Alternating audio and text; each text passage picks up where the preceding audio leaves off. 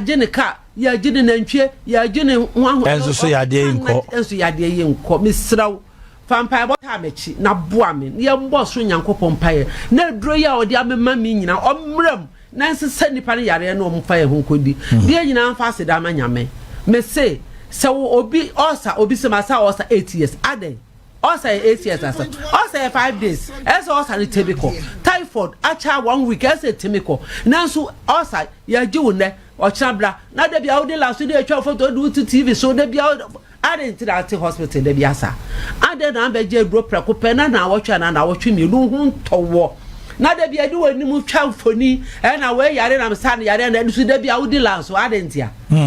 Na wonti abe nkana. Se wate dia. Se so wonti ya ena me ka wo se fresa na mesia me bobo kire wo. Okay. Se bibi ha wa e bia bibi ha obi a woni mu no 0243 345 392 0243 345 392 050 64 60 208 sana me so de hwe screen na se wo hwe TV de atro sanso entisa buso obi wo de o take am na won temenka wo de 0243 no 345 392 no de bo modna wo de obi dan ho kratwo wo de driver ni stia ho kra wo de atro isi for my kitchen so mfa so ati ase na kwotro fam obi no obi mfa obi na be say ya de chen bibia obi o sika betumi ya pade alo wa hoden obe makase ya yebo ni dia ni din bi de mintimi moyi me say so oni ahoden akọ ntimi ye de wo ye no ahoden ni adwurumotie aboa no enti no wokọ na anim de bo man Ghana enti so obi wa adoma chede obi wo boa obi bi obetumi support ne yesu yetumi apagya sa adwumadi mu ya ewom obi betumi esidan kase obi betumi abie hospital kase me de mintimi na mo me hyakokuo mu ho no so adoma chede no ye adwuma bra obi kọ moja bebe bi boss ma to diaper sa me yiri to diaper ma me ma na wo to bi breme adenti amoja koko aharo wose makọ hospital ko mfie benkon ni hospitals makọ saa makọ bibidro for yes am ye twia me ye me se na me se bra oba ye 1 week oba ye osimboja ne twa sese de kokọ bu na rubber no sese embedim sese otimi shashet kwa adwuma ade sese obetimi ahwe ne ma papa maame me srode na hawo stroke ayo ya ju hu sika nyina bra na stroke no ya de bi de stroke no ba nso ya create stroke do no enu an de ma etwere ni enu an de ma hepatitis B enu an de ma we ya de nya de sa ye stroke do ye hepatitis do ye ulcer do ne ye typhoid do and ye ya de bia ni haban kura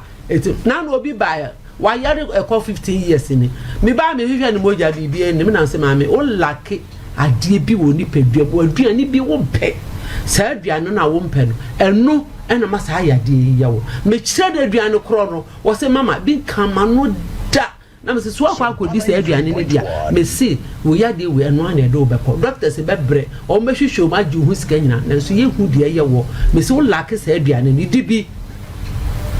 enti okodi aduane na wotwe mienu oboso mama afa de beto an mada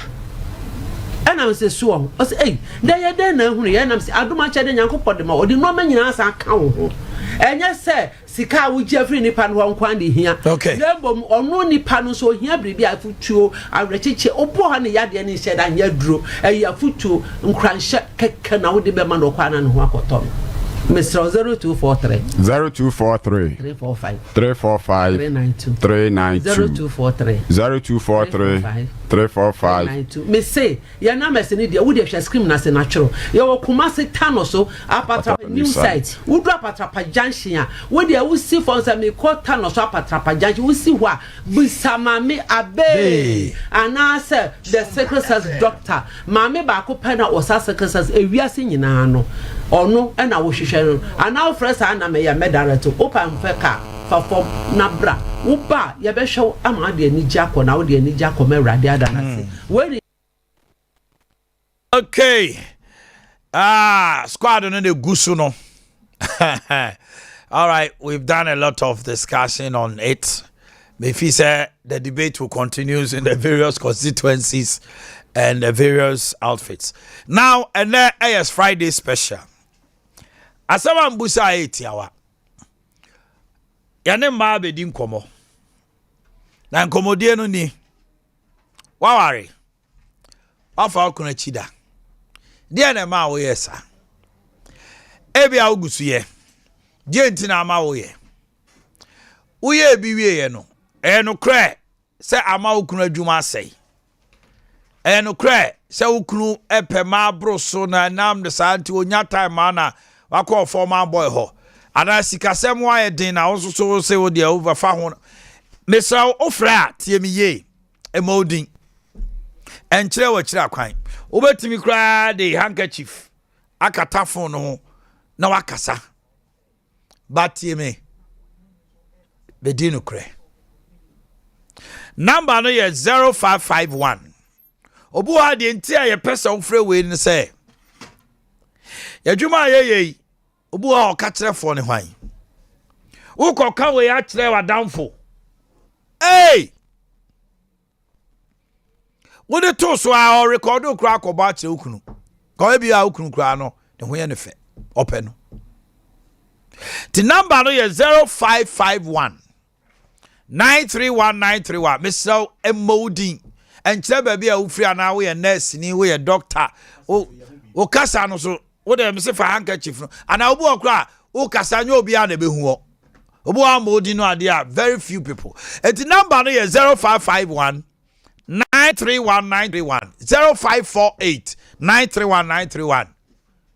oyoba wawari BBS ama afa okunu achi frame yanko ahoma no so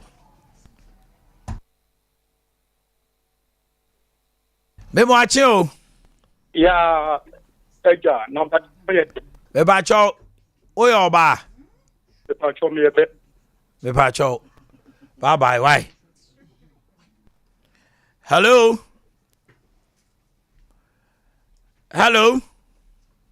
me pa cho me se ma na frenya be ma mesrew fra homa no so ma me adaroma. Some people have the penchant of calling radio on the say you be a homa to ma the instructions no jumana edi no de ye canon na yesefre oh enye MPP asem ne